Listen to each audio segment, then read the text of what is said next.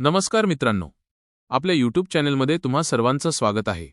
आज आपण घर बसल्या पैसे खर्च न करता अगदी सोप्या पद्धतीने आधार कार्ड कसे डाउनलोड करायचे ते पाहणार आहोत। गुगलवर सर्च बॉक्समध्ये आधार डाउनलोड टाईप केल्यावर पहिलीच लिंक गेट आधारची दिसेल। या लिंकवरून क्लिक करून आपण आधार कार्डच्या ऑफिशियल वेबसाईटवर जातो। व्हिडिओमध्ये बघितल्याप्रमाणे तिसरी लिंक आधार डाउनलोडची दिसते। त्या लिंकवरून क्लिक केल्यानंतर नवीन वेबपेज ओपन होईल। यामध्ये आधार डाउनलोड करण्यासाठी 4 वेगवेगळे ऑप्शन्स दिसतील। आपल्याकडे ऑलरेडी आधार कार्ड काढलेले असेल तर आधार कार्डचा नंबर एंटर करावा लागेल।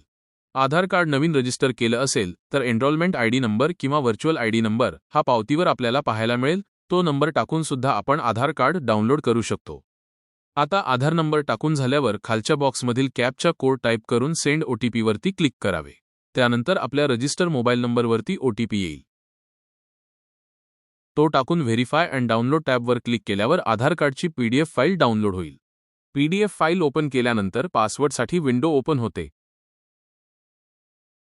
वेब पेजवर पासवर्डचा फॉर्मॅट दाखविल्याप्रमाणे आपल्या नावातील पहिले 4 लेटर्स व आपले बर्थ इयर टाईप केल्यानंतर ही पीडीएफ ओपन होईल।